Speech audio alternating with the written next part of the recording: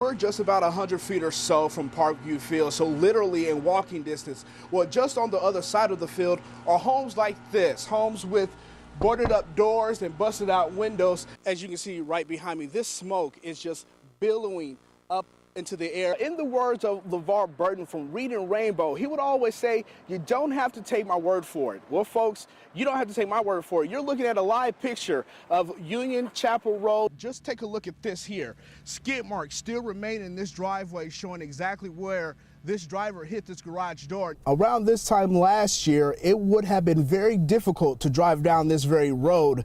That's because the DNR says this would have been at least 8 feet underwater. Scott says the shooting took seconds but felt like minutes, but every moment of it was caught on tape. So the question is, are you going to take the posting down? That shooting victim was 24-year-old James Gwynn. He was actually shot right in this area right behind me, known as the Circle. After talking to drivers today, they say they're sick and tired of seeing all this. The road closure signs, these orange cones. It's still an active scene. We still have a lot of people here very emotional at this album. Amanda Minch is renting a home in the 4800 block of Eastwick.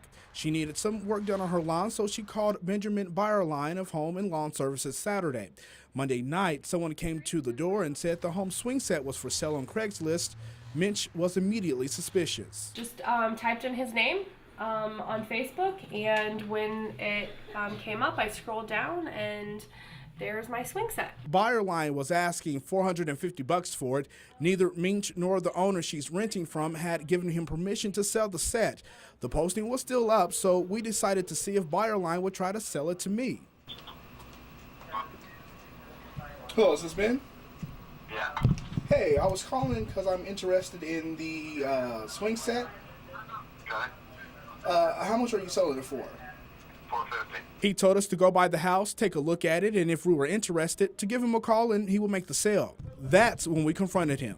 Trying to figure out why you're selling this family's playset and they haven't given you permission, so. Byerline says Minch told him to take the set out to level her ground, and he assumed the set was his to sell. You want to see if the homeowner is home? More likely, absolutely. Okay. Absolutely. Just before we knocked on the door. Actually, I'm the owner of this house. I am the one that called you. Okay. You just told him I never called you. I told him that they never called me, that you had called me at 10 o'clock at night and told me to take off the listing, and that I didn't know who you were, because I've never done business with you. That's what was said to you. You never said that to me. You said, I will call Amanda to find out what's going on. I flat out told you I'm the owner of this house. She's renting it. You asked me, do I live here? I said, no. I said, I am renting it out. You go, well, then I'll just call Amanda to find out what's going on. So the question is, are you going to take the posting down? Absolutely. Eventually, the homeowner's wife called police to defuse the situation. Minch says this should serve as a warning to everyone. Do your research on people you do business with. We received this report from the Fort Wayne Police Department.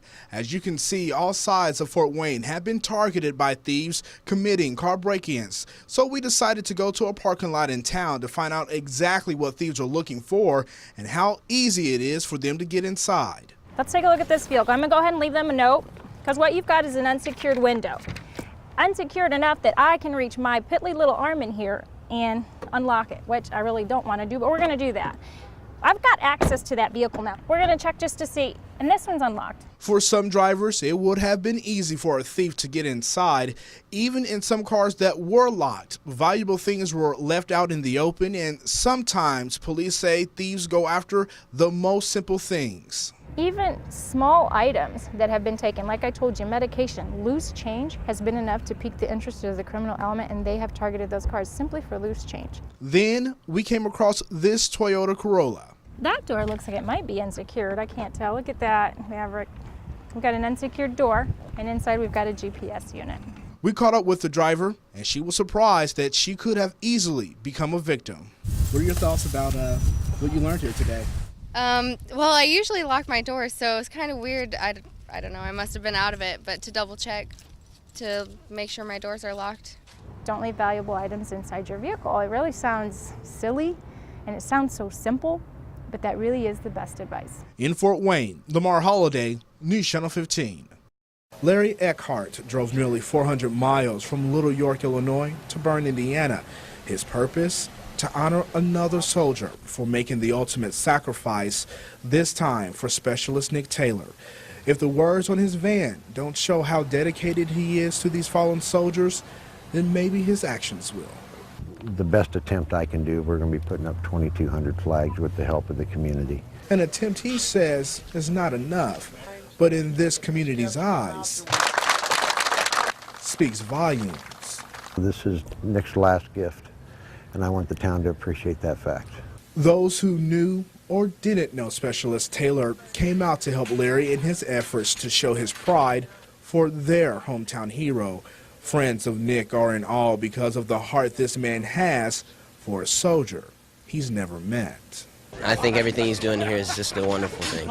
It means a great deal because it just shows that anybody knows that a soldier is a good person and they gave their life to protect this country. So, after the pep talk, Nick was a hero, obviously. And loading the trucks, each group set out to paint the town in their patriotic honor. Larry says he's not the most religious person, but claims he's the most blessed man in America. I get to see the town at its absolute worst because they've lost a very big part of their lives. And I get to see it at its absolute best because the people come out.